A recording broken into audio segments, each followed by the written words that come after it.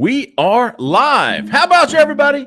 Welcome to the Auburn Live Call-In Show. I'm your host, Jeffrey Lee, Senior Recruiting Editor for Auburn Live on 3. And I am joined, as I always am, 55% of the time by Mr. Jhead and Mr. Cole Pinkston. How about you, fellas? How about you? How about you, brother? We're back down to 55, Cole. Something must have happened over the weekend. I don't know what happened, man. I thought we were on the straight and narrow. We were a 65 on Wednesday. We're gonna drop back to a 55. Hey, it's fluid, big dog. It's fluid. You know, it changes. You know how it is in this business. Jaylee's fading me all of a sudden. I see how it is. We are about 24 hours removed from kickoff, which was kickoff of Auburn's 45-13 homecoming win over Samford. We want to get to the phone lines, talk about Auburn's win, talk about Auburn's upcoming game at Texas A&M, the first SEC game of the season, where Auburn is, I think, a 6-point dog as of today. But anyways, let's get those phone lines going, folks. 701-779-9585. While y'all start lighting up Zach in the back, wanted to say if you're in or around Auburn, Opelika, Lee County, Alabama, you're looking for a home, you need to sell yours, look no further for some help, folks. Jessica Andrus with the Talents Group. She is a 5-star realtor with the Talents Group. Give her a call, 334-704-4442. She can do it all, folks. She is a consensus 5-star realtor. Jessica Andrus with the Talents Group. Give her a call, 334-704-4442. Tell her we sent you. Whew. All right, folks, lots to talk about tonight. We certainly could go on and on and on ourselves. We want you guys to dictate the show, get on those calls. Zach in the back has already come to the front. We've got a couple. I tell you what. Sean Feely was in the chat earlier. He had a great question for tonight. The POW, the personal question of the week. Personal question being one word. Personal question of the week. The POW. He was talking about straws in a restaurant. Listen, maybe we get to that one, Sean. But tonight I got to settle something. Yes. Jessica and I, we're at odds. We're at ends with this one. Do you shower at night or do you shower in the morning? Back to the hygiene. This is important to me. I agree. Now I'm with you. Now I can tell you which one. Like, we have not talked about this before the show, but I know where Jeffrey's at and I know where Jessica's at. And Jessica's the night before and Jeffrey is the morning of. And you know, is it reverse? I'm not getting in my bed sheets dirty. Oh, are you serious, Jhead? You think I'm not going to sit on the couch all day and then get in my bed sheets. I'm getting in my bed clean, son. I'm going to wash with my wash rag. I'm going to stand on my towel. Jeffrey, I never doubted that you would. I mean, look, you are a hygiene. You got it going on, man, when it comes to that. I got to tell you. Well, you know, now, Jessica is a morning person. Now, like Jhead said, this is the only thing we did mention. If she gets out in the yard and works or goes, exercising or something, she will take a quick shower at night. But she says most women have to shower in the morning. They have to do their hair. They have to wash their hair. They have to do that. It makes perfect sense. I don't have a problem with that. I don't have a problem with her.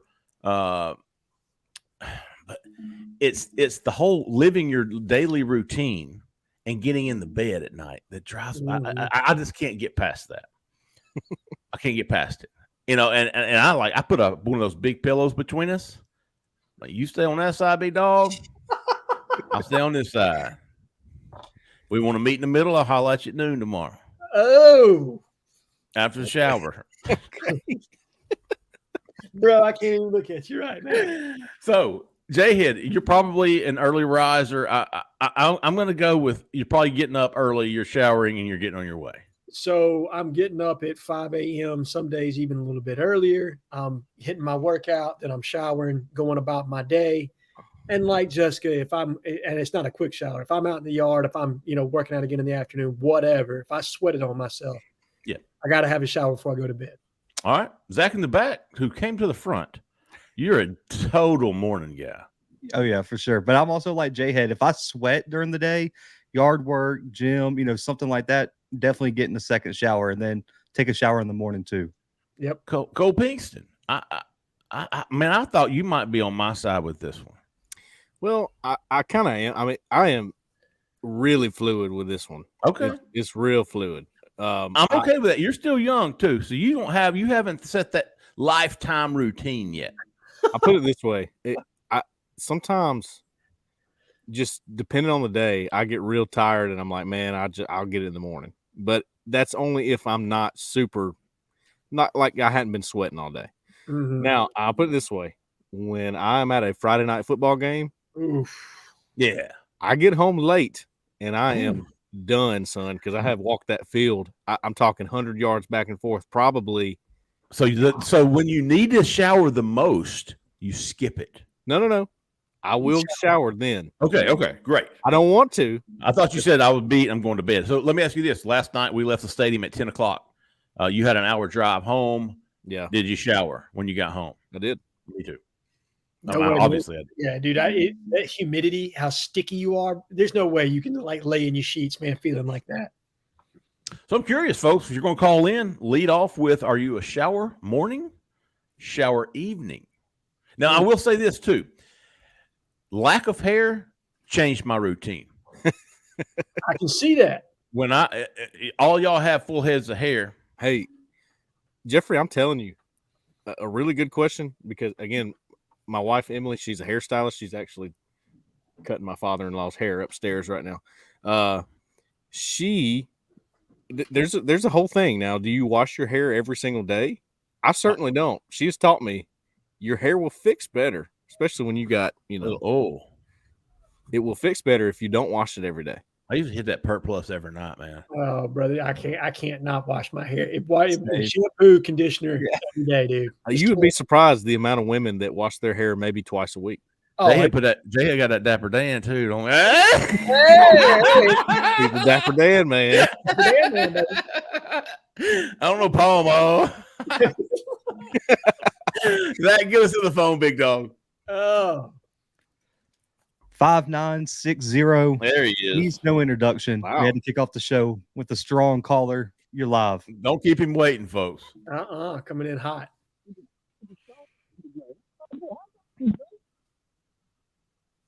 And tonight we're coming in muffled. He gonna keep us waiting. He's gonna even the score. He's probably in the shower. Maybe. How about you there, fella? How about you, big dog? There he is. Oh, your pizza ain't acting right. The old pizza. Earpiece. Earpiece. Oh, okay, I got you. Edward Kid Country. Mm-hmm. You're definitely a night shower man. I have to shower at night.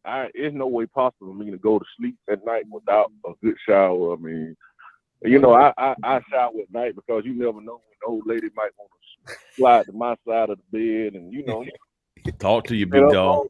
You might be did the number 2 a couple times a day, man. I got to shower, man. I have to still do it, dog. Oh, and always in those clean sheets, gonna get that clean body. Oh, all right, Edward. Well, what's on your mind, big dog? Rant, man, but feel it.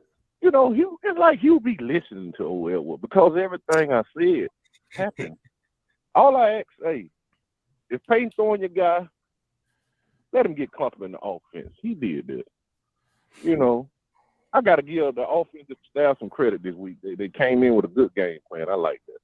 I'm hard on you when you need deserve it, but I'm gonna show you love. Do too. That's just how Edward does. I say, well, let Peyton get comfortable. He did that. I said, Robbie Packett was too big. They downsized it. I said, well, they need to let Robbie throw the ball down the field. They did that. I'm good with what I saw. But, I want to tell everybody, whenever we make these calls, man, I want y'all to just start, the listeners, I want y'all to just start writing down what I tell you. And if I tell you something's going to happen, I want you to write that down. And I want you to hold me to that word, because I never tell you nothing that I didn't think was going to happen. Now, I told y'all back in January, I gave you 4 names, 4 guys that nobody thought the dope guys. I told you they were my breakout player. I told you J.D. Rim had an interception yesterday. Mm-hmm. I told you Caleb Wood, he going to get better. I told you Jay Fowl. That's my leading receiver. Yeah. And I told you, Michael Riley, did you not see that gazelle going down the scene? I know we got Fairweather. Fairweather is a beast. But Michael Riley, what they're looking at the next level. He could put his hand in the dirt and block. He got just as much speed. He can stretch the field. He's a total package now. He's a total package. That was pretty, wasn't it? I liked it, Edward. Oh man. Here's my Edward. Let me get your opinion on this. I love the game plan. Cole and I talked about 1st and goal from the 1. I didn't have a problem with that. I think somebody on the corner said it that hey, let's be up 28-0 before we do that. I'm okay with that too. But I mean, there was that game was never in doubt. Auburn was going to smash Samford. I didn't have a problem with that. My only I wouldn't call it a problem, but if you're going to throw those 50-50 balls, and they did 3 or 4 times throughout the game. Some of them were to Jay Fair.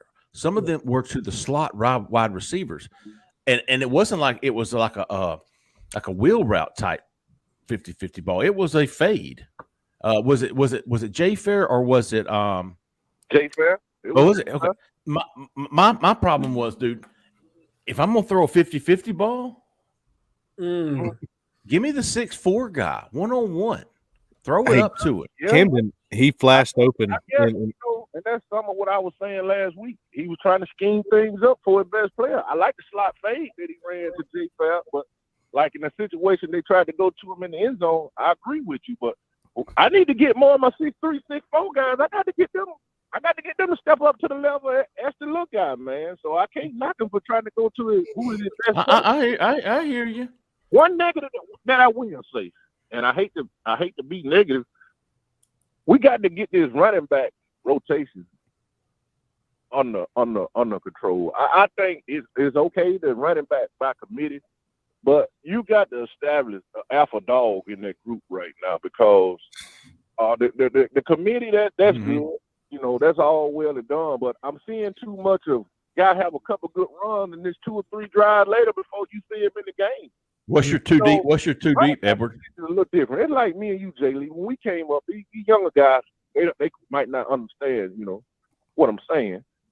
But when me and you came up, Jay Lee, we had these cars that you had to crank them up and let them run 10 or 15. Yeah. Like the drive. That's like the running back position.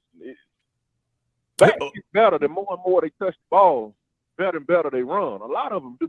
A lot of backs are better in the third quarter versus the first quarter. So you're not really letting them get into a rotation, a rhythm, and that's something that I would like to see. Edward, who what's your top 2? You got Damari at 1. You got. Right now, if you ask me my top 2 backs right now, who I want to see the ball. I know who he's gonna say. I don't know who. I'm not always with the popular opinion. I'm gonna go with where I'm seeing the results there. You mean Damari Austin, Jeremiah Cobb right now? Yeah, I knew it. I hear you. Knew it. I said it last week. I know Jacquez is Jacquez, but man, I'm liking what I'm seeing out of Cobb, man. Cobb brings a different element. Right now, I need the guys I need my playmakers. And if you my playmaker, I told somebody before the season started, I look for him to carve out a role. And man, we got too many backs. I don't see him. I think he's going to red shirt. I say, ain't no way I see him red shirt, man. The kid might be the most dynamic player we got in the backfield. If he's making plays and keeping the chain moving, I don't care who he is. So right now, he's showing the ability to do that. So find ways to get him touches, man. They're definitely going out of their way to get him touches. They are. Yeah, they are. What did we see yesterday, Cole? A couple of sweeps. Yeah, he got the. Was it like a? Jet well, sweep. it was an orbit motion with the swing pass deal, which is kind of like an end around, just a pass version of it. Yeah, I mean they're being creative with him. They know that he is a home run hitter, so they got to get him in those situations. And I think Batia is too. He had a couple of nice runs. I like the rotation. I do agree with you, Edward, that it needs to be. It's a little off. I'm with you on that. It is a little off. I hadn't thought about it too much, but they need to, ride the hot hand a little better, I think. Yeah, it's too robust right now. You're trying to get too many people. Like you have to have a solid rotation, and I think that's what Edward's getting at. But it needs to be down to 2, maybe a third if it's a specialty type player. Right now, we're rolling 4 backs. Yeah, it's just it's too many. So I'm with you. Jacquez not seeing the holes. I hate to say it, but Jacquez not seeing the holes. Does he need to warm up some more? Jacquez, to me, never been a great inside runner. You take out the run that he had against Alabama State, I haven't seen a lot from Jacquez in between the tackles. But Jordan, his yards have been bouncing out to the side, not just in between the tackles. So sometimes the hold is there, but they still bouncing. Tank Bigsby did that a lot at Auburn. As great as he was, he really didn't have great vision, in my opinion, because I have seen the time it was holes big enough to drive a Mack truck through, but Tank just flat out missed the hole and bounced it out. Yep. I tell you who doesn't do that is DeMar Austin. Yeah. That's why I like him between the tackles. DeMar Austin, to me, his vision and cuts is a little better between the tackles than from what I have seen from the others. Everybody here is shaking their head in agreement, big dog. Yep. He's got a real good feel for it, Edward. You can see it. That he's just one of those kind of kids that sees it before it happens. You know what I mean? He just has a great feel and a knack for finding creases, specifically in the zone run game. I tend to believe, Edward, that when they get into SEC play, I think some of this 12 personnel stuff that they're doing right now is probably I think they're going to spread it out a little bit more so they can try to open up the run game some more. I really do think, even though they opened up a lot of things and they did a lot of RPOs, I mean, the RPOs is the base of the offense.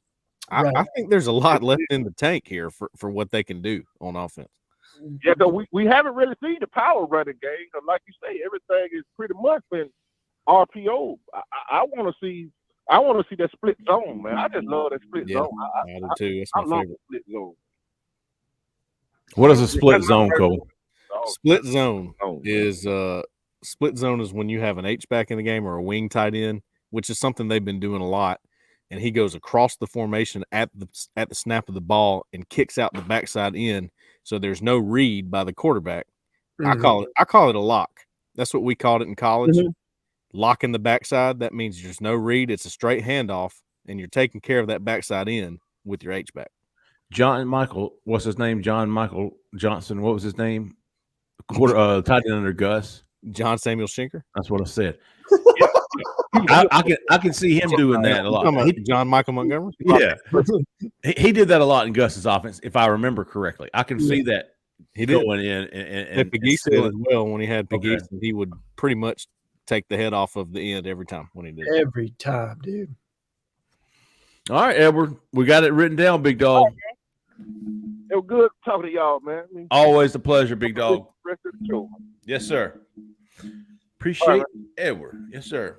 Yeah. How we do? Hey, do you want to respond, Jhead? We had a lot of good stuff there. Edward always does. He had some fantastic things. I would say on that slot fade to Jay Fair, if Jay Fair gets into the body of the defender a lot more, that slot fade's wide open. That was on Jay Fair. Okay, you're right. On the quarterback.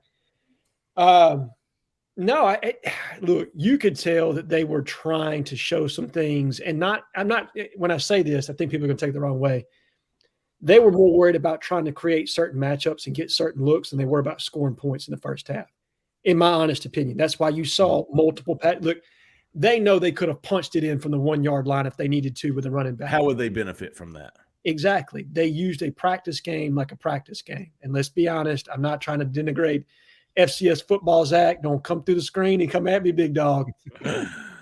But Samford was never, ever a threat in this game. And Auburn recognized that and treated it as such. And they used the opportunity to get some playmakers in space, to do some different things, to put some things on tape that they haven't to this point, and try to find some things that Peyton was going to get comfortable in doing. Yeah. You know, it was big to get him confident before we go into Texas A&M and College Station. But I'm with Cole. I think we've played into some tendencies somewhat. I think we're going to have some variations and nuances off of some of the tendencies that we've been running into. When we're going to try to catch Texas A&M over adjusting to some of the things that we put on tape to this point and pop a couple of deep plays. I honestly believe that. I think that's what's coming. Good stuff. Zach, keep us going, big dog. 2800. Who we talking to? Where you calling from? What's up, fellas? This is Garrett Mashburn calling from Auburn University. What's up, Garrett? All right, Garrett. Garrett sounds like a night shower man. How are y'all doing? I don't know. You tell me when you shower.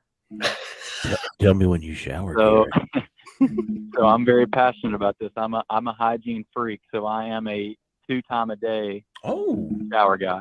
Okay. Oh, you highbrow. Oh yeah. So I wake up in the morning and I just feel disgusting. So I have to start off my day with a fresh, clean slate in the shower, and then I usually work out in the evening. So I have to finish my day with a shower. Typically, it can rotate from day to day, but that's usually my routine is morning and night. So I'll allow it. It sounds great. My kind of man. Yes, sir. So I just had a quick question for you guys. I know it seems like Peyton Thorne is the topic of conversation right now around the fan base after his showing last night in the air and on the ground. I think there was a question last call-in show, maybe it was the recruiting show this week, that someone asked about if they thought Thorne would be the quarterback, or if you guys thought Thorne would be the quarterback going into next year, or if the quarterback is on the roster going into next year. And I think maybe it was Jay Lee and Cole that said no, and Jhead maybe said yes, or I may have that flipped around. But obviously, you're not going to change a pick from week to week, and especially in a game against Samford. But I was just curious if you guys, from what you saw last night with Thorne, especially, I was very impressed with him on the ground last night. Seeing that potential and kind of what that could translate into the SEC play. I was curious if you guys could talk about if that changed your opinion about Thorne maybe going forward through the rest of this year, and even the prospect of him continuing to improve and what he showed last night going into next year. And I was just curious to see what you guys had to say about that, and I'll hang up and listen. Thanks. Appreciate you, Garrett. All right, big dog. I thought I said Peyton Thorne. You did. I think, you and Cole both said, yes, Peyton Thorne is the quarterback moving forward. I said TBD. Okay. I think that's fair too. Yeah, I still especially at the time. Yeah, well, I still think it's TBD today because, look, that's Samford. That's not the quality of opponent he's about to play when he goes into College Station. And look, I thought he did a really good job in the read game as far as the RPO and the zone read goes. I mean, it was good to show him put that on tape. But Peyton Thorne looks a hell of a lot faster against Samford than he's going against Texas A&M guys. So I need to see how he's going to react in a big atmosphere in an SEC game before I can say, yeah, he's the guy, 100%, no questions. Garrett, my answer as of today, as of right now, is Peyton Thorne is my best guess that, yes, he's going to get better and be but listen, I haven't seen anything from him that makes me believe he is the future. I haven't. Dude, he had a great game yesterday. He also threw 2 interceptions. He missed some wide open on the long interception. Who was the guy coming doing the crossing route that was wide ass open? Jair Shorter, wide ass open. He made the wrong read. So why would I, have confidence that he is the future of Auburn football? After 3 games, he's still doing that. So I haven't seen anything. I think Peyton Thorne right now is a good quarterback. I don't think he's great. I think he's good. Would you guys say that even you never know who's going to enter the portal either? That's a big. Right. I agree with Jhead with TBD. What happens if someone like a Michael Pratt or one of these group of 5 really good quarterbacks enters the portal, or a big time Power 5 transfer? I don't think it matters how well Thorne performs this year. Freeze is going to reach out if he thinks it's an upgrade. But you also have to remember how difficult it's going to be for that guy to get Auburn to get that guy to think he's going to be the starter when you've got Peyton Thorne, the returning starter, coming back, who was a transfer also. It's going to be very difficult to get a guy out of the portal. Jhead, what do you think? I'm just talking out loud here. Sure. Which I think is what you do when you typically talk. And then I want to get Cole's opinion here because I value his opinion as much as more than anybody. But for me, I think it's going to be very clear if Peyton Thorne is going to be the guy moving forward by the end of the season. I don't think there's going to be a lot of guesswork in that. So if he, excels this year, looks really good running the offense, there's no question. If we kind of have a mediocre season and we have a mediocre offensive product, then I think Hugh Freeze is going to try to upgrade not only, the wide receiver position, the offensive line, everything. I mean, he's going to try to upgrade the entire offense, and that goes with like Zach said, maybe either it's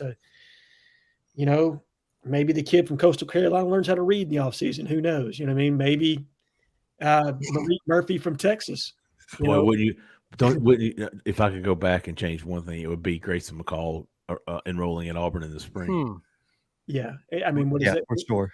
You think about how much that changes from a recruiting standpoint as far as skill position talent you can put around him. And this is not a knock on Peyton, but the timing of everything, kind of lays the framework and the groundwork for what you could have done. And you also talked about cohesion within the offense of, getting somebody comfortable. But, Malik Murphy from Texas, that kid is phenomenal. What if he decides, hey, I'm tired of waiting my time at Texas, and we've had kind of a mediocre offensive, season. So it's TBD to me, but if Peyton comes in, establishes himself as a guy that's throwing the ball over 65% or over 60%, over 3,000 yards passing, 20-plus touchdowns, there's no reason to look outside to try to upgrade. He's obviously doing everything that you're asking him to do. But if we're a little bit closer to 2,000 yards, double digits. I think, let me tell you what the better question is. Who's number 2 next year? Oof. That could be interesting. But Cole, what do you think, man? Well, first of all, thank you, Jhead. I appreciate you. You value my. Thank you. I really appreciate that. So I'm gonna tell you why I know Thorne is the guy. Okay. Because Robbie Ashford did not play in the first half yesterday.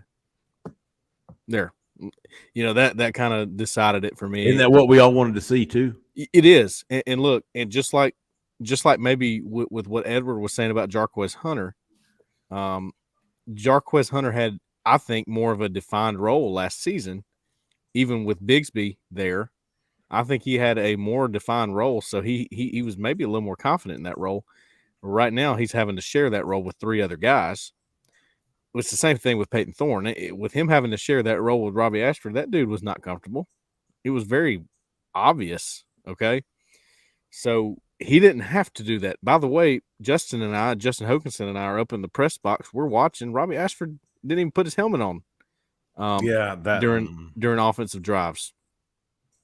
He didn't think he was going in. He might as well have been holding the clipboard.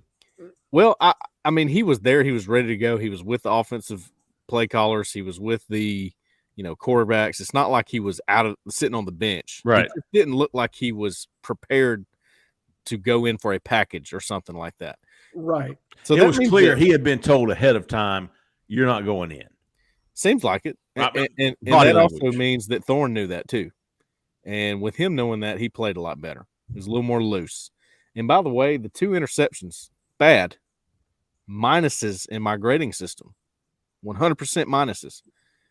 But, and I said this with Justin today on our show, I don't feel recklessness from Peyton Thorne like I do Robbie Ashford. I hear you, big dog. I feel recklessness from Robbie Ashford. Absolutely. I feel danger with him. Okay. With Peyton Thorne, he made these decisions. One was on the goal line, and it was a desperation 3rd down. Okay. And he hit Shane Hooks in the chest. Yes. He also did that. The other one, yes, he missed a wide open receiver that would have been a 1st down, but he also knew that it was going to be like a punt if it got intercepted. And it's a field position battle. I think there's some thought going on there that keeps him from being reckless. That's the difference. That's the difference. The only thing I hate it when any quarterback that doesn't have just an absolute rocket launcher for an arm throws back across his body. And that's what he did down there to Hooks. Even though he hit Hooks in the chest, just throw the ball away. If you don't, do not, because that's in a game next week, that's 3 points you just cost yourself. I'm okay with the deep interception. It was a predetermined read. He decided he was going deep on 3 verts, when they lined up. There was no thought on the clear out route drag to shorter at all. He was already 999 down the field. I'm hitting the first guy I see come open. So that one I'm okay with. It was the red zone one that bothered me more than anything because of going back across the grain and throwing against his body. And by the way, on that drive, 1st down, 2nd down, all they had to do was punch it in. I truly believe there's a reason they didn't do that. Oh, They yeah. wanted to give him a look. They wanted to get some film on this. Yeah. And say, all right, you're in a condensed situation here, which means your clock has got to be a little bit faster on these reads, which, by the way, don't think he made many bad reads, just a little slow on a few reads. Yeah. So they give him these because you don't have a choice. You have to be faster on these reads, right? In the goal line situation. Yep. Now, if they had done this where they threw the ball on first and second goal like that against A&M, against Georgia, I'd have a problem with it. Of course. This is, again, like y'all said earlier, they took it as we're going to beat Samford. Let's get some stuff on film.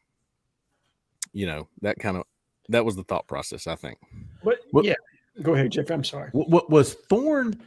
God, I'm looking at his stats, dude. He completed 75% of his passes, 24 for 32. Yeah. For 282 yards, and he rushed for 123. Yeah. I was talking about his was he that good? Yeah. Okay. Here's the thing. He looks that good. Even when he's late on reads, he is deadly accurate, guys. He doesn't miss. If he wants to put it somewhere, he's going to put it there. He made some damn throws, didn't he? Yeah, he did. A couple of the deep shots, he was a little bit late. I'm with you on that, Cole. But there were a couple, like that one to Jay Fair down the sideline and the one to Amari Kelly where he absolutely dropped it in precision. Probably the one to Rivaldo is the one that's sticking out to me that was late, that Rivaldo back shouldered. But when you got an athlete of his size and his hands, you feel a little bit better about that kind of a matchup on a 5 DB. Sure. Look like me out there covering him. Oh, shit. We forgot about the phone lines, dude. Yeah. All right, Zach. Sorry, big dog. Keep us going. You have to cut us off sometimes, Zach. Put up a commercial or something. 8861. You're live. Who we talking to? Where are you calling from? Kevin from Wilmer, Alabama. Perfect. Where's Kevin? Man. We missed you last week, big dog. Peyton Thorne did really good. He sure did. Good. How about DeMarcus Reddick, Bryce Kane, and Perry Thompson? Oh. I like the add-on there, Kevin. Yeah. +1. DeMarcus Riddick, Perry Thompson +1. Cole, you went and saw all two of these guys Friday night. You know what, Kevin? I think, and I've been on record saying that I didn't think Bryce Kane was that caliber. Come on, Cole. Get in there. I think he deserves to be talked about with those two. I really do. He's good, man. He is good. He's fast. Gosh, he's fast. I really don't know if there's another guy in the 2024 class that could beat him in a race. I would be shocked. I think he's that fast. I think he's elite fast. All right. He was excellent. He had the 3 touchdowns in the second half that helped Baker win that game against Foley, and it was a battle. It was a battle, too. And by the way, Perry Thompson, not as fast as Bryce Kane, but my goodness, he is a freak. He is. Freak show. He is. They just don't have a quarterback, do they? Here's the thing about Perry Thompson, too, that I think is that a lot of people don't know about him. He's a football player. He knows what he's doing. He understands offensive football and he understands defensive football, and he plays every snap of every game. Made some good plays on defense, didn't he? He did. He actually broke up a pass with Bryce one time that was going to be a touchdown. Smart kid. Very smart. He's smart. He is an elite athlete, and he's about 6'3", 210. And you put all that together. He's so pretty. You got, he's every bit of a 5-star if I've ever seen one. He's got some TO to him, doesn't he? Minus the attitude and whatnot, but he's got some Terrell Owens to him. Yeah. Somebody asked what a good comparison would be for him, and it's tough, but I see a little bit of George Pickens with him. Yeah, you said that. I think he's, I don't know. George Pickens seems like a pretty good comparison for me. What he does the best, in my opinion, is when he catches the football, he will make the first person miss. I will put money on it. Yeah. He's going to. The first person will not make the tackle. You can guarantee it. And that's just something that a big guy like him, there's not a lot of guys out there like that, unless you're looking at the NFL. Yeah. Somebody else in that same thread made a comment of Anquan Bolden with better speed. And I can see that for sure because of the way Anquan used to play at FSU. Perry's really, really lethal after the catch. And I think that's a little bit different from Cam Coleman, who's a more probably vertical threat. Right. Where Perry, in the open field after the catch, dude, he's something special. That's for sure. He definitely is. Kevin, the future with wide receiver with those two guys, and plus Malcolm Simmons and maybe even Jalewis Solomon. Auburn is still recruiting others like Cam Coleman. Hugh Freeze went and saw Cam Coleman Friday night. Nakar is still on the board. That wide receiver room is going to be upgraded very quickly, and it's going to start next year. Wide receiver, good thing about the position and needing it immediately is that's a position you can get into fairly easily as a true freshman. Definitely. Especially when you look like Perry Thompson and you have the speed of Bryce Kane. So I would not. I know Marcus Davis was there with Cole. I mean, they weren't there together, but Marcus Davis, the Auburn wide receivers coach, he was there as well watching. Yeah, I talked with Coach Davis for a while that night, and awesome. he was very impressed by the running back for Foley, Colton Nero, who was actually the younger cousin, or no, they're in the same grade, the first cousin of Perry Thompson, and Colton Nero picked up a UAB offer today. Did he really? He did, and let me tell you, that kid can play. He's averaging over 200 yards per game. So, Perry, to fully answer Kevin's question, Perry Thompson and DeMarcus Riddick walked into the stadium together. Oh yeah, yesterday on Saturday. So all is good there, I think. Yeah, man, the camaraderie between those guys, those two walked out together. I think you said they were there together early in the morning. I mean, early in the game. So, Kevin, still looking very good for Auburn there with all three of those guys. Bryce Kane told Cole, I'm 1,000,000% committed. I think Perry Thompson and DeMarcus Riddick in the past 2 weeks have reiterated those sentiments. So, looking very good right now as far as Auburn and those three guys. Appreciate you, Kevin. 0396. You're live. Who we talking to? Where are you calling from? This is super fan number 2 from Auburn, Alabama. There he is. Hey, the creeper. From the second story steeper. He kind of was already talking about it, but Damian Craig and Hugh Freeze are in Phoenix City on Friday night. To see Cam Coleman. So I guess to get into this, Auburn plays Texas A&M this weekend. So does the winner of this game claim final bids on Cam, or how do y'all see that playing out? It's a fair question, Superfan. You sound like a night shower guy yourself. I'm kind of, I'm a big person, so if I sweat during the day, I'll take one at night. But most of the time, I'm a morning guy. I hear you, brother. I hear you. Okay. Dark side. This is a good question, Superfan 2. Appreciate your call. Good seeing you last night. As a matter of fact, you old creeper. Superfan 2. Yeah, big dog was capturing us photogenically. Is that the right word? He was taking pictures of us from above. Tweet this out. It was funny. It was good. Good stuff. It's a good question now. Auburn, Texas A&M, Hugh Freeze, Damian Craig, both were there Friday night.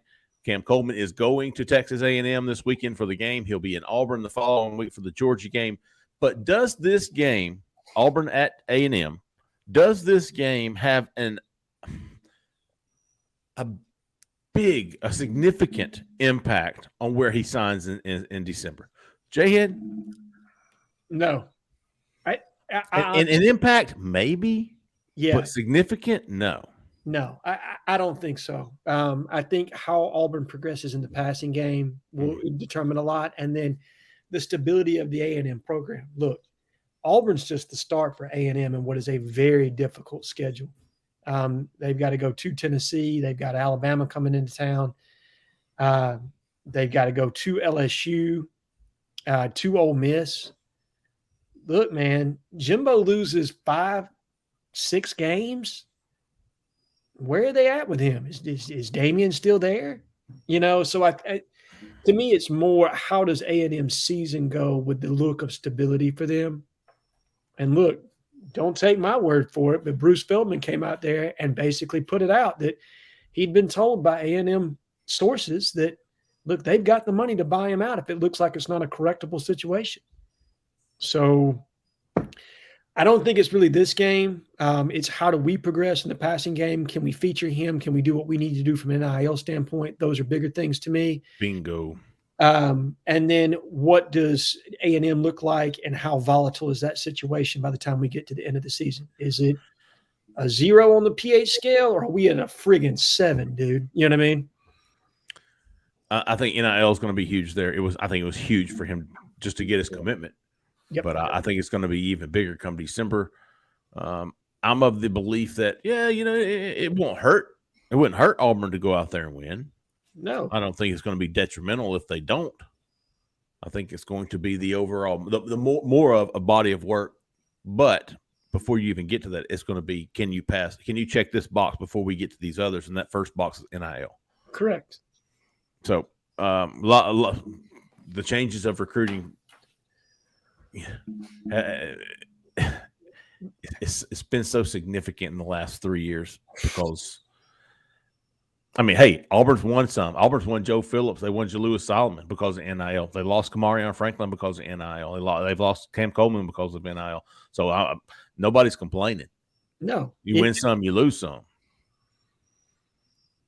Yes. And that would be a big one to win come National Signing Day. That's for sure. Yeah. Good stuff, super fan. Appreciate you, big dog. 2457. You're live. Who we talking to? Where are you calling from?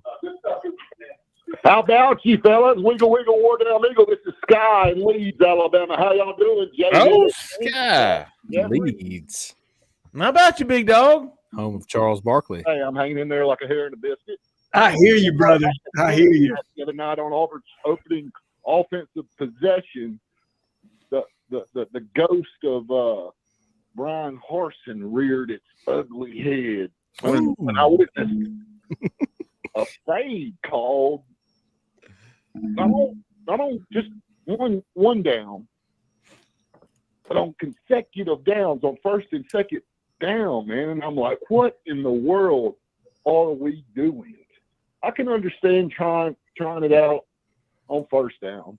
Mm-hmm. But, man, and if you just want to kind of test the waters, do some – because you can run it in from one. So you want to, just test the water, do something a little different. And I understand, doing something different, but running the same fade pattern, it just seems like – man, I remember when Harsin got a boner for that kind of stuff when he was here.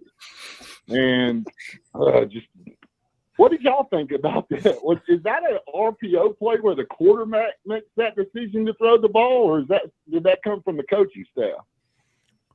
Hey, Cole, I want you to Sky. Are you a morning guy or a night shower?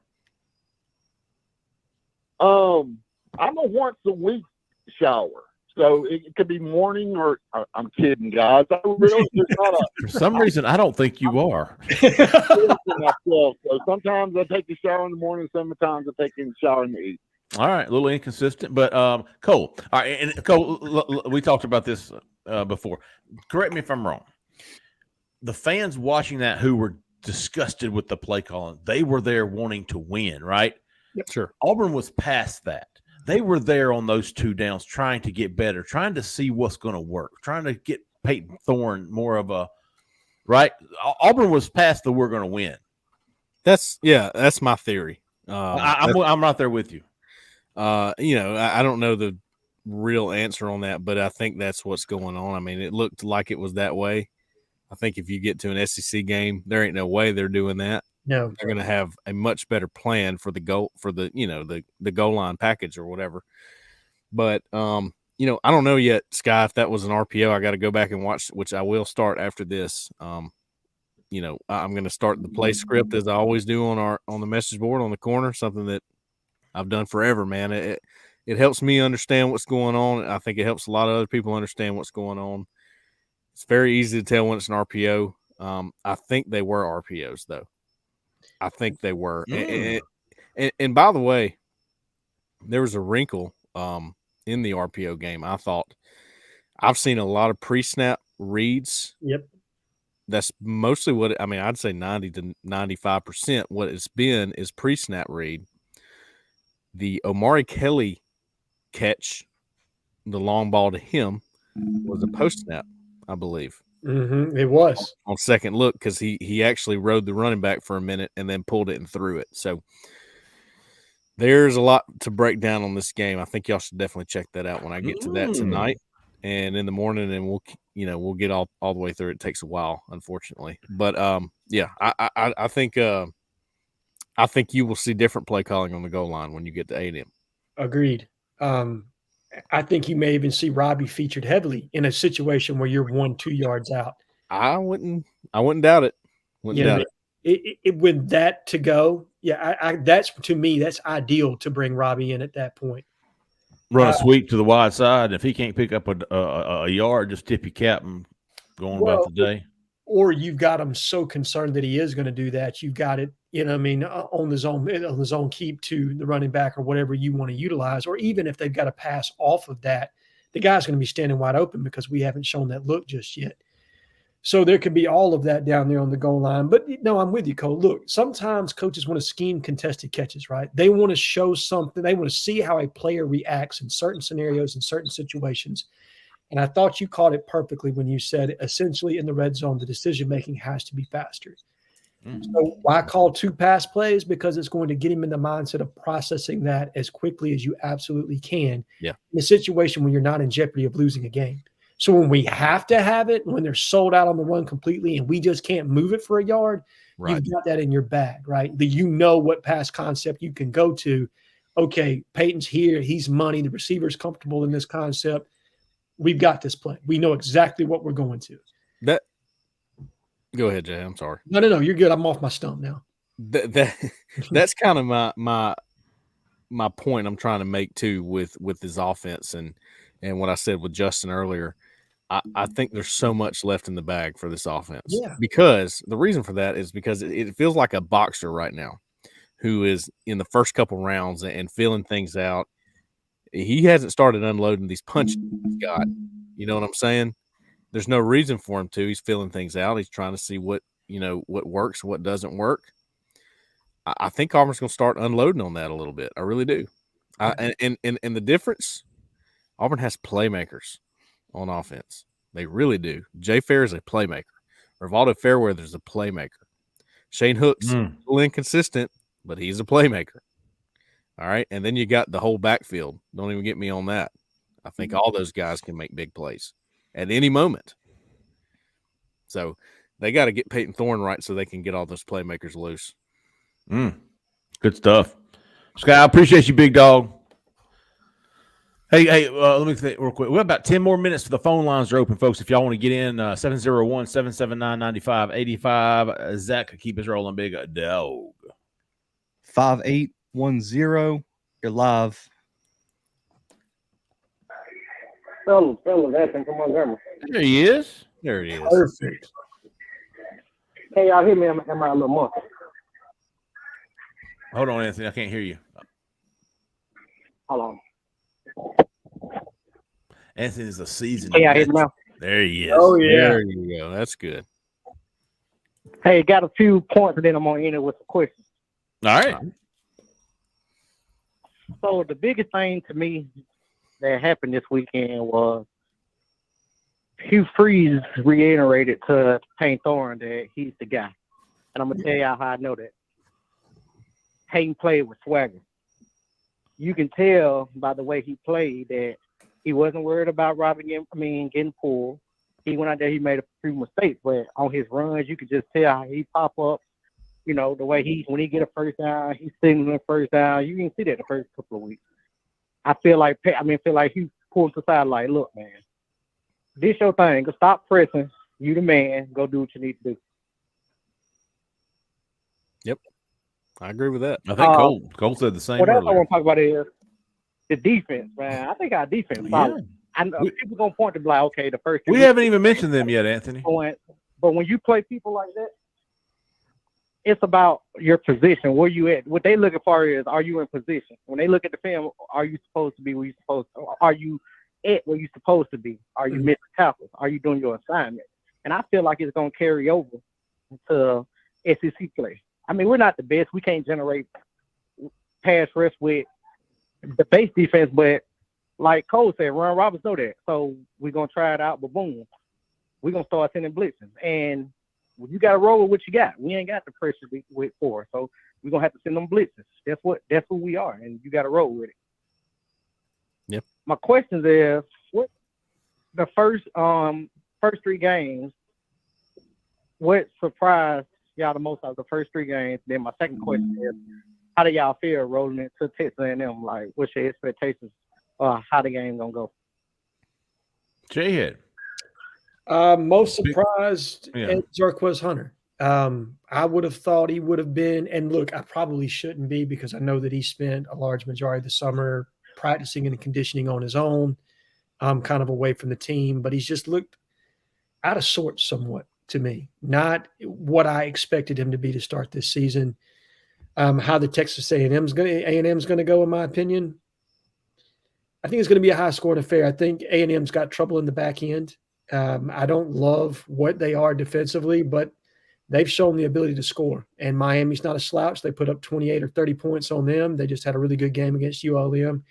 So the offense is firing for them. So to me, it's probably going to come down to a last possession type situation. I think a 6-point spread is probably adequate either which way. I would favor A&M at the moment, but it's not going to surprise me at all if we go down there and shock them in College Station. It's truly not. But I think it's going to be – I would probably take the over on this one. I honestly would. I have not been impressed by what I've seen in A&M's back end. They have some real trouble in the deep ball. Cole, biggest surprise? I think it's Ron Roberts. Ooh. I think it's Ron Roberts. It's like Auburn's gotten all these defensive coordinator hires, and it just never seems to be – now, Kevin Steele had his moments for sure. Yeah. At Auburn, no doubt. He was very good at Auburn, I thought. But like Derek Mason, I mean, there was a lot of hype around Derek Mason, and what he was, former head coach. He had pretty good defenses at Vandy when he was there. Stanford, it just seemed like the Ron Roberts hire, and this is nothing against him, I didn't know enough about him, was not great at first. I was just wasn't fired up about it, and I hate to be that way, but he didn't move the needle, did he? No, not really, not for me. But I'll tell you what, he is getting the most out of his defense right now. I think that, like I said, that the offense has a little bit left in the bag. Unfortunately, it's good and bad, but I don't think the defense has much left. I think this is what they are, and he's getting everything and then some from them and what they are talent-wise. I really think he the way he calls the game is going to help Auburn all year. I really believe that. And I think it's going to help Auburn's offense too. So he is very surprising. I think he is one of the MVPs so far. I will not argue that at all. Cole, how do you feel going into A&M? I feel better after the Samford game. I was not feeling good after Cal. I feel much better about the offense after the Samford game. I think there's going to be a few things that they're able to do offensively, like Jhead said. I worry more about the defense this week, which I know I just got done talking about Ron Roberts, but like I said, I think they've hit their ceiling. I just don't know if there's much more this defense can do as far as stopping the run and all that. I'm still a little bit worried about that. So, I don't know. I don't know what to expect, honestly. I really think this is as confused as I've been about an Auburn team in a long time. I will say this. I think Ron Roberts is going to try to affect a young quarterback early and often. I think they're going to try to heat him up quick and make sure that they get Connor Wegman out of rhythm, because if they allow him to sit back there, chew us up and play a cover two high look where we just keep everything in front of us, that's a recipe for disaster, in my honest opinion. I think you got to get after him. And Rob Roberts has shown that. Look, he showed that against Cal. He showed that absolutely in the second series against UMass. We played more base this week, and you could see it. We weren't as much into the fire zone blitz or anything else that he's done to this point. I felt like we sat back and let the game come to us and kind of did some different things from a coverage standpoint. But I do not expect that to be the game plan. I think he's going to try to dictate the tempo next week and take advantage early. and we'll see how it goes. But either which way, he's going to leave it all out there on the table. Biggest surprise for me, Anthony, of this year was the absolute, let me try to be nice here, lack of success Auburn's offense had at Cal. I haven't personally, I don't think I have seen a worse offensive performance from an Auburn team since 2012. And I believe now that it was an anomaly. I don't think we'll see anything like that from a Hugh Freeze offense again. What's weird is that was one of the better defensive performances we've seen in a long time. Without that performance, that's an L. I do think the West Coast trip, the midnight kickoff, it had to have played a part. So anyway, that was the biggest surprise for me. I didn't think an offense under Hugh Freeze could look that bad. It did. I feel that way more than ever now, Jeffrey. That was sort of a, I don't want to say a fluke, but I mean, they had their issues, turnovers. You know, that'll kill you any time. I don't care what the situation is, but I mean, did Bama's performance against South Florida surprise you? Did Georgia's performance against South Carolina surprise you? Did Tennessee dropping one to Florida? Yeah. I mean, I could go on forever about this because there's a lot of strange things going on in college football right now. And we say strange, but this is the new normal, guys. We got a new clock rule. It's ruining the game. Man, you are not kidding me. Yeah. Okay. You got the transfer portal that's evening things up with all of these teams. We got a new world of college football here, and it's still the game we love, but it's they've messed it up a good bit here, and good for the underdog, I guess. A lot more parity in the first 3 weeks. Yeah, because you didn't even mention Florida State struggling with Boston College, Texas struggling with Wyoming. Oh, man. I mean, there were Did you see the line on the FSU Clemson? Clemson, who has struggled mightily this year, got their asses handed to them last week, and it's a pick 'em for the number 3 team in the country. It's a pick 'em. Hey, I feel a little bit better about my Clemson playoff prediction right now. Even though they lost to Duke. Who beat their ass? Duke. Here's the thing. Hey, if you're trying to pick games, or if you're trying to bet on games, or if you're trying to pick a playoff contender, do not use logic. You will lose. You will lose. Colorado versus Colorado State this weekend. Did anybody have that game going into double overtime on your sheet? No. Or Missouri beating Kansas State with a 61-yard field goal. Not on the 61-yard. I had Missouri winning, and I had Tennessee going down because I don't trust Joe Milton at all. And have said this. I've said that on this show. But no, dude. I mean, the Bama South Florida one is the one that to me. I think I was watching Georgia South Carolina. Was it that bad? Was Bama's quarterback that bad? I've watched Alabama football my whole life. I don't think I've ever seen a performance that bad, even in some of their losses. I mean, it was. Guys, I mean, their quarterbacks combined for like 110 passing yards for the game. Yep. There are dudes walking around right now in their 20s who have never seen bad quarterback play at Alabama. Absolutely. They don't know how to feel about this. They don't know what to do. They're losing. They're losing their minds. I mean, look, but we should have seriously known that there were issues in that room when you brought in Tyler Buckner. And then he went and showed his greatest hits from 2022 again in that South Florida game. I mean, it just looked the same putrid quarterback play. And it's not just quarterback; the offensive line is terrible. The running back room has nobody who's a star in that room, and they got one good wide receiver. I'm blanking on his name. It's the transfer. Is it Isaiah Bond? Yeah, is that the kid's name? He's a stud. Yeah, but no, they don't really. Their wide receiver room's not deep either. I mean, it's bad. I mean, Tyler Buckner came to Bama with more INTs than touchdowns, and people thought he was going to change the game. Yeah, because Saban wanted him. The South Carolina Georgia one didn't surprise me. That's Georgia's first real test. Yeah. Like, you know what I mean? Like, I expected, because South Carolina's played North Carolina, they kind of knew a little bit more about what they had. Sure. And they did some things in the horizontal passing game where they were trying to stretch Georgia out, and once they adjusted, it was game over. I mean, Spencer Rattler was just completely ineffective in the second half. But that Bama game, again, South Florida, dude, who got beat by Western Kentucky. Who struggled with Florida A&M last week. Right. By the way, who would have thought an offensive line that averages about 350 would struggle in pass protection and averages 4.5 star recruit. On paper, they look like they should be the best offensive line in college football, but the performance has not matched up to like the on paper listing of that offensive line. I can just tell you, when you got a left tackle that weighs that much, he's going to have trouble in pass protection. I saw it coming. I really did. We didn't see Jalen McLeod the other night, did we? A little. Yeah, he played okay. a little bit. Okay. The only thing I've seen this year from college football that's been consistent is my hot take from week 1. Oh, The best player in the damn country, the best player on the Colorado team, Shedeur freaking Sanders. He's good. Tell me there's a better player in the country than him. Which I will tell you. Give me 2 or 3 to argue with. Caleb Williams at USC. I haven't seen him. Yes. Drake May at North Carolina. I haven't seen him. On 3, Jeffrey just put out the Heisman hot board. You got Andy Staples, J.D. Pickell, Jesse Simonton, Matt Zenitz, and Charles Power. All picked their 3 on their hot board.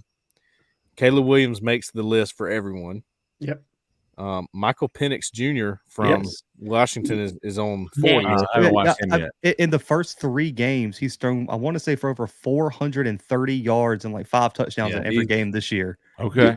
Did you see him feast on the corpse of Michigan State's dead body? Yeah, it was insane. Like, I mean, just go watch the tape from that Michigan State first half, and I mean, it looks like he's playing a high school team. None of them have Shedeur? Yes, Shedeur's on Andy Staples, Jesse Simonton, and Matt Zenitz. Oh, and Charles Power all have Shedeur. And then one guy, Charles Power, has Sam Hartman. And then JD. He's had a hell of a JD has Travis George. So there's 5 or 6 studs out there. Yeah. Oh, yeah. 3 weeks. Okay. I haven't seen those West Coast schools. And then if I Bo stayed Nix up beats, watching. Yeah, Bo Nix beats. If he beats Colorado this weekend, that Heisman hype's going to have the e-brake pulled. Here's what happened to me last night. Cole, I got home, I showered, I ate some of that leftover Chick-fil-A. Of course, I showered on my bath mat too with my washcloth. Of course.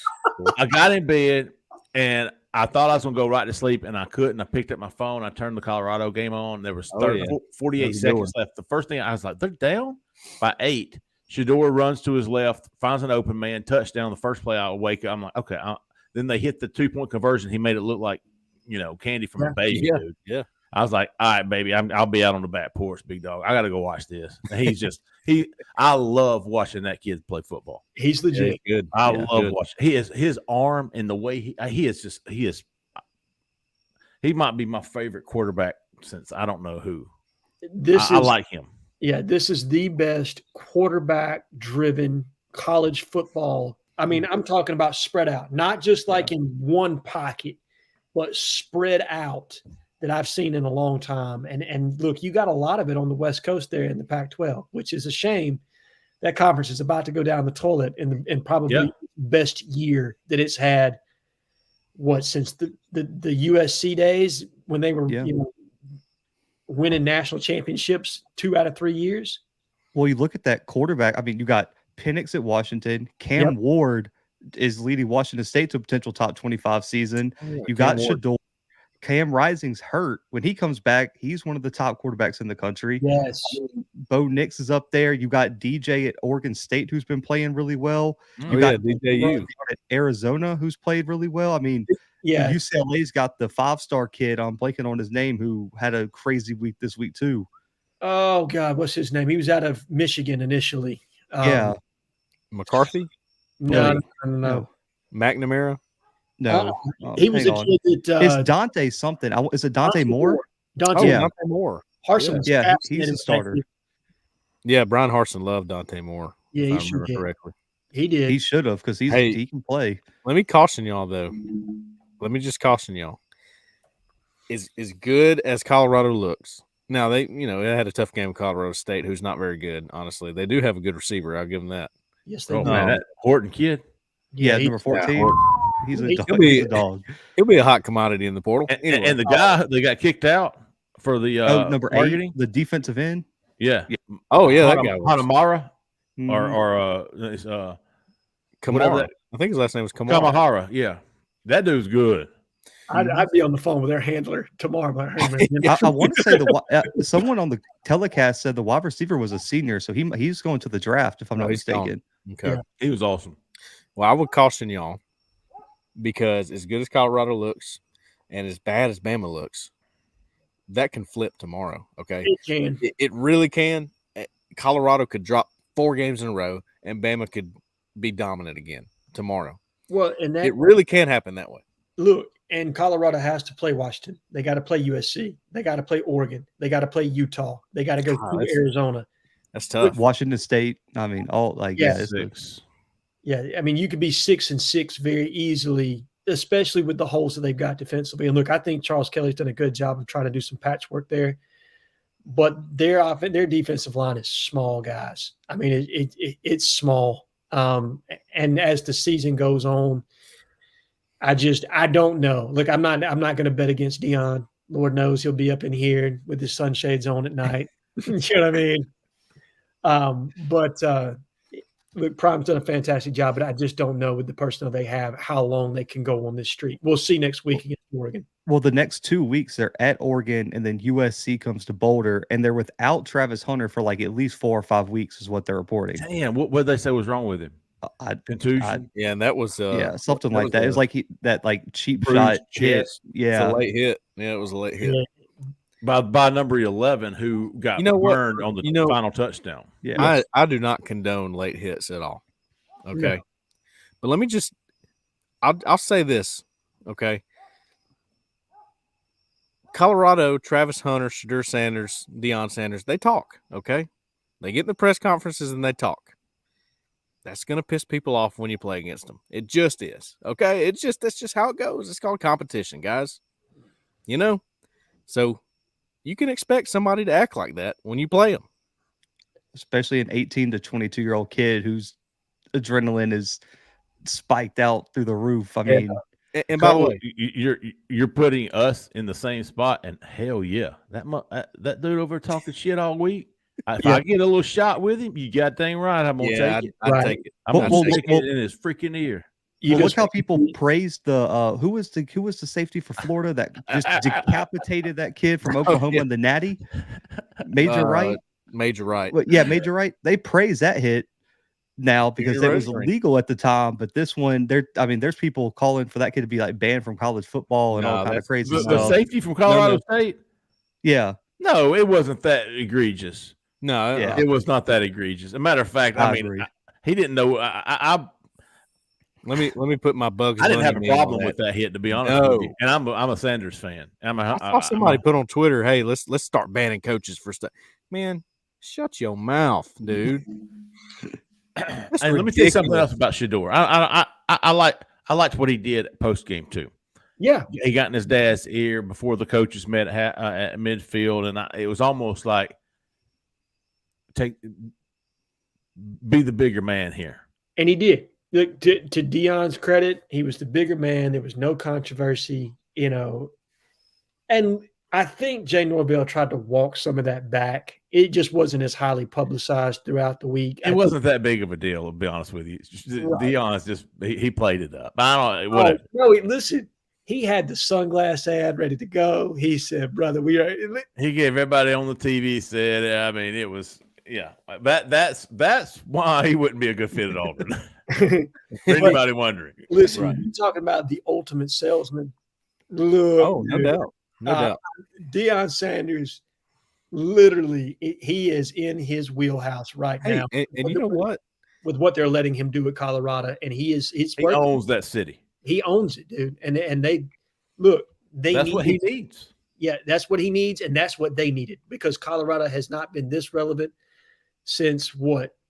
Cordell Stewart. Yeah, maybe Bill McCartney in the national championship back in 91. Yeah. You know what? I've been critical of Deion. I'll give him this when he talks to his team and when he gives speeches, and really the way that he goes about running his program. I agree with all of it. I love it. I do. He's old school. I know. Which, by the way, in this world, you know, it's kind of hard to be old school. He's a good combo of old school with the Riz. Yeah. You know what they call it? The Riz or the Raz? What's those young kids call it? Is it the Riz or Raz? Zach?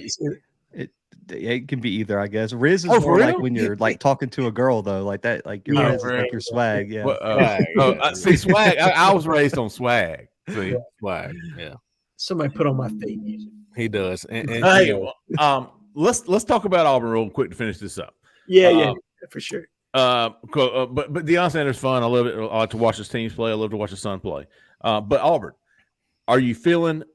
Listen, I'm feeling better not because of Auburn's performance. I'm feeling better about our 7-5 prediction. Yeah, not because not so much. Not, of course, it's a factor, but not so much about Auburn's performance against Samford. But I also saw Mississippi State play. Yes, dude, they're bad. Yeah, Arkansas. Yeah. They can be bad. I don't know if they are or not, but they can be. That's a winnable game. Mississippi State's a winnable game. Vanderbilt's a win.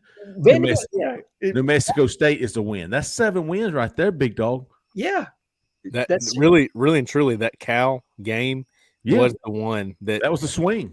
We always looked at that one and said, man, you really got to come out with a win there. You got to figure it out. To get a 7, you got to get that one. Look, and as tough as Ole Miss is going to be, and I'm not one of these kind of people. I see it on the board like Ole Miss will never do. Look, Ole Miss is a good football team, but I'm telling you, they are going to sell out to win that game. They are going to have that one schemed. Jordan Hare is going to be on fire that night. He's going to treat that game as he did the Kamarion Franklin recruitment. He is not going to lose. No, absolutely. Look, so who are the others? I just named that. So you got A&M, LSU, Georgia, Alabama. Yep. Ole Miss. Yeah, that's 5. That's 5. So you get one of those, and you're 8-4.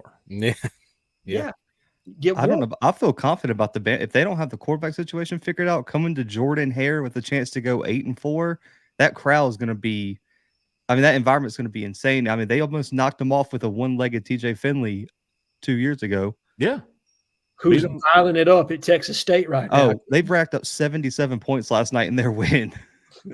TJ was leading the band after the game too. Yeah. I mean, he beat Georgia State. He thought he was like Peyton Manning, son. He was it Georgia State? Yeah, it was Georgia because that was the game. Bo was just. I saw him running over the sideline. He was like he saved the day. He did, man. He definitely was saved the loving day. that big dog. That was his shining moment. I love TJ. Yeah, at North Texas. Zach, Texas State, wherever he is. I saw you start a couple of comments there, Zach. Oh yeah. One of them was exactly what kind of what we were talking about, just like what you guys think the strengths and weaknesses are, and like, do you feel good about the 7-5 prediction?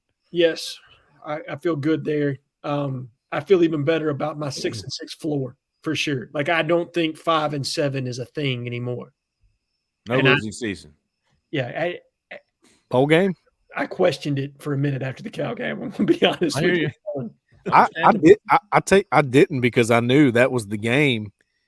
You just win. Getting out of there with a win was so huge. It really was, especially when you're looking at all this chaos. I mean, gosh, a win means a lot.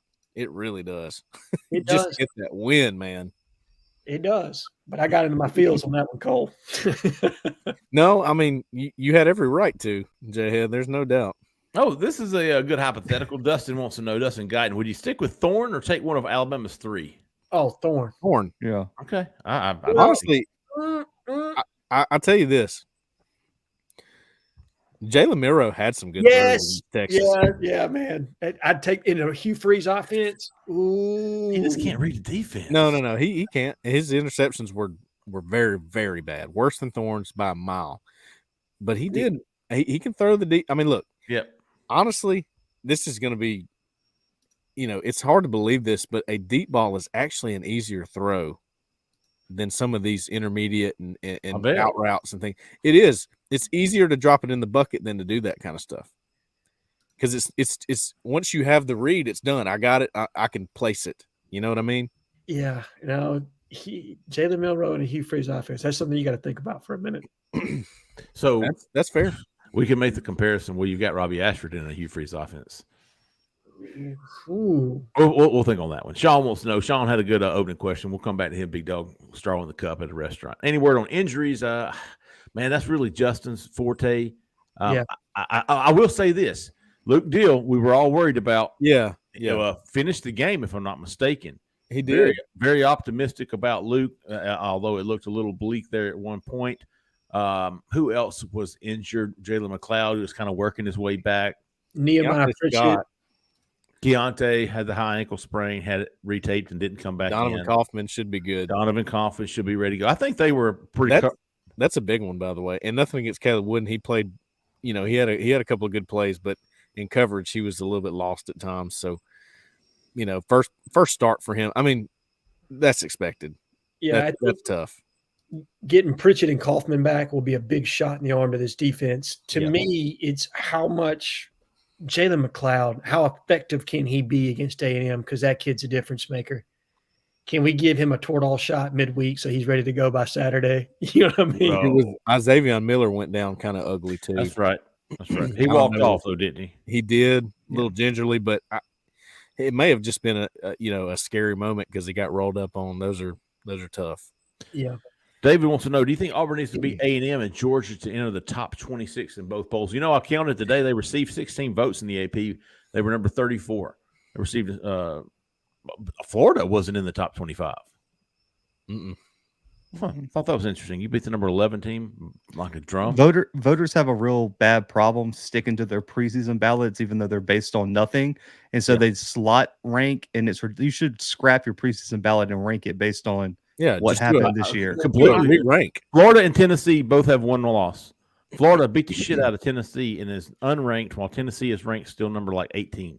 Right. Yeah. And Florida doesn't make any sense. Yeah, Florida's only losses to Utah, who's also a ranked team. Tennessee beat Virginia, who got just destroyed by Maryland, and I think they also lost to Old Dominion. So I mean, they leave the teams and they don't do a lot of moving. It's just I used to do this in high school, so I understand. I know how they do it too. But yes, Auburn needs to be A. If Auburn beats A&M next week, I think they'll be in the top 25. They'll be ranked. Oh yeah, I think they'll also get a voter bump for that game against Georgia. Yeah, let's be honest here. They're going to want that number by Auburn's name. Of course, they'll be 24 against number 1. Right? Exactly. Number 24 versus number 1. Here we go, the oldest Deep South rivalry. That's right. And especially with college football having so much chaos, I would imagine somebody in that 18 to 25 range is going to get beat. I don't even know what the games are next week. I need to look. There's some good slate. Yeah, there's some really good ones. Very good slate. Will L, where will y'all rank Thorne and SEC quarterback rankings through week 3? Y'all watch more football than I do. I've just seen maybe a handful. I haven't seen Missouri. I haven't seen Kentucky. I haven't seen Vanderbilt. Spencer Rattler in the East. Carson Beck. Well, the problem is you really would only. Jaden Daniels was good the other day. Oh, he was fantastic. I think he's probably the best quarterback in the SEC. Yeah, him and Malik Neighbors made a case for the best wide receiver in the conference. I mean, he was unguardable. Dude had 200 at halftime. Yeah. To give a fair ranking, you really have to take the Cal game into account big time. I agree. That's the only real test. I mean, 5.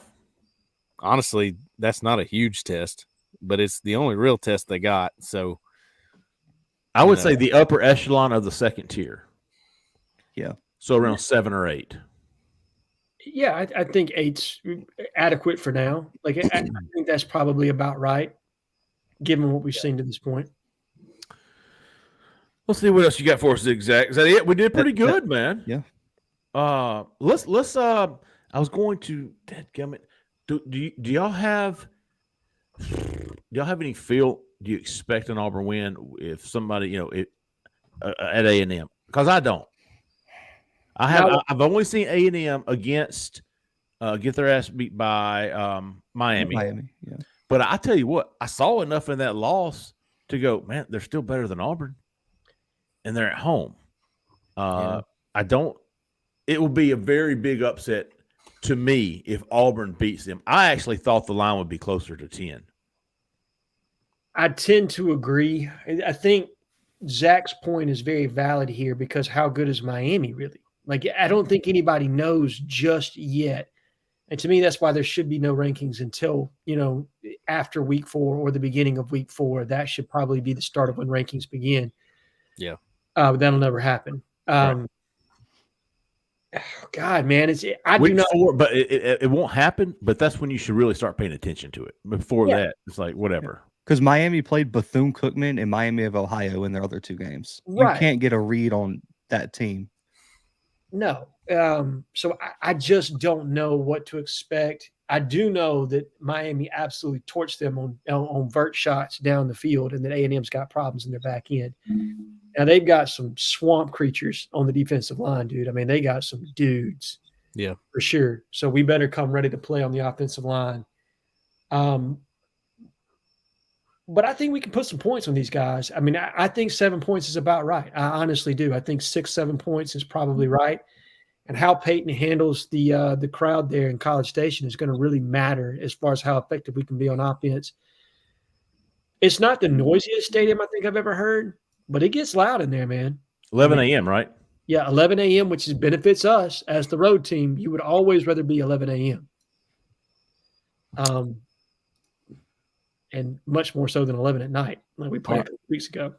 Our guy, Fred, old cousin Fred, is going to have a come apart if we don't talk about the Utah tight end before we leave. Who is that? Oh, Roger Saleapaga. Okay, yeah, it's a good one. And let's talk about Camarion Fountain too, man. Let's get both those in there. I thought you guys had 2 good updates. Yeah. Cameron Fountain. Cameron, I'm sorry, not Camarion. Roger Saleapaga. I think Auburn knocked it out of the park with him. Jeffrey, do you agree with that? Yes. I think that he was very honest in his interview, and he said, I wasn't really feeling Auburn, and he said, but I did want to get down here. They made it very clear that was important, and he said he understood why. That atmosphere was unlike anything he's ever seen. The town, he said people were knew who he was when he was going downtown. He said he just couldn't believe that part of it. So I think that part blew him away. And then the connection with Ben Agamawa is huge here. It really is. And I give him a lot of credit too in the DeAndre Carter recruitment. So he's got some merit here, and I think he's going to have a shot.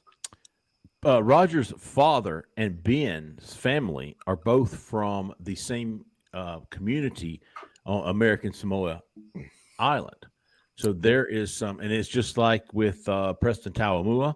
Mm-hmm. Listen, that's a close-knit community, regardless of how far away you are. That is, the American Samoa is very deep in family and tradition, and that's it's a big deal for these guys.